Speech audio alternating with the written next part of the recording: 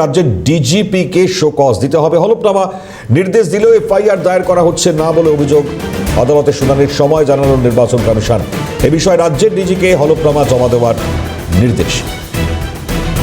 আরও একবার জানাই আপনাদেরকে, ডিজিকে এই মুহূর্তে হলফনামা জমার নির্দেশ সুপ্রিম কোর্ট যেটা জানাচ্ছে 14 ফেব্রুয়ারির পরে আরও এক সপ্তাহ সময় দেওয়া হবে আর ওদের, যাতে তারা নথি যাচাই সম্পূর্ণ করে চূড়ান্ত সিদ্ধান্ত নিতে পারেন।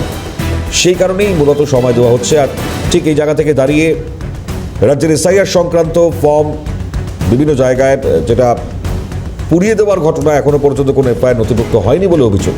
আর এর জন্য রাজ্যের পুলিশের ডিজি তাকে শোকজ করলো আদালত, আর তাকে হলফনামা জমা দিয়ে এর কারণ জানাতে বলা হয়েছে। গুরুত্ব রাখে তাই নির্বাচন কমিশনের আগে রাজ্যকে যে কর্মীদের সাসপেন্ড করার নির্দেশ দিয়েছিল সেই প্রসঙ্গেও সুপ্রিম কোর্ট জানাচ্ছে অনুগ্রহ করে বিষয়টি দেখুন। যখন সাসপেনশনের পরামর্শ দেওয়া হয় তখন আইন অনুযায়ী রাজ্য নিশ্চয়ই জানে কি করা উচিত। এটা কোট আনকোট মন্তব্য সুপ্রিম কোর্টের তরফে। ফলত রাজ্যের এই এসআইআর সংক্রান্ত গোটা পরিস্থিতির মধ্যে দাঁড়িয়ে রাজ্যের পুলিশের ডিজিকে এবার আদালতের তরফে শোকজ, তাকে হলফনামা জমা দিয়ে কারণ জানাতে বলা হয়েছে। রাজ্যে এসআইআর সংক্রান্ত ফর্ম পুড়িয়ে দেওয়ার ঘটনায় এখনো পর্যন্ত কোনো এফআইআর নথিভুক্ত হয়নি যে অভিযোগ সামনে এসেছে, তার পরিপ্রেক্ষিতেই হলফনামা জমা দিয়ে পুলিশের ডিজিকে শোকজ করল আদালত। প্রাক্তন পুলিশ কর্তা নজরুল ইসলাম আমাদের সঙ্গে টেলিফোন লাইনে রয়েছেন। নজরুল সাহেব, আপনি জানেন পুরো বিষয়টি কিভাবে দেখছেন?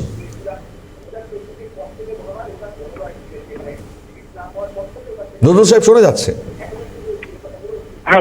হ্যাঁ, এসআইআর এর গোটা পরিস্থিতি নিয়ে এবার ডিজিকে তলব করা বা হলফনামা জমা দেওয়ার নির্দেশ সুপ্রিম কোর্ট বলছে, কি বলবেন?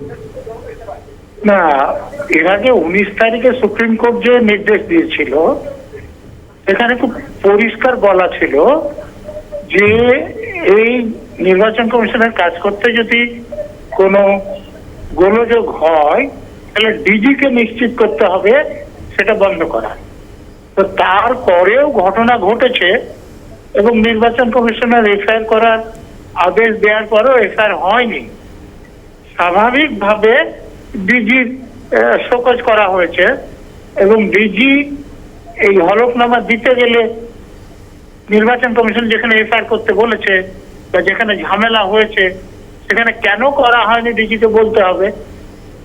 বলুন, মানে রাজ্যে এসআইআর সংক্রান্ত ফর্ম পুড়িয়ে দেওয়ার ঘটনাতে এবারে পর্যন্ত কোনো এফআইআর কেন নথিভুক্ত হয়নি যেটা অভিযোগ সামনে এসেছিল, আর তার জন্য রাজ্যের পুলিশের ডিজিকে এবার এই জায়গা থেকে আদালত তাকে শোকজ করলো। এটা তাৎপর্য কোন জায়গায় থাকতে পারে বলে আপনি দেখছেন এই নির্বাচনী আবহে? দেখুন, পুলিশ অফিসারদের নিরপেক্ষভাবে আইন অনুসারে কাজ করা উচিত।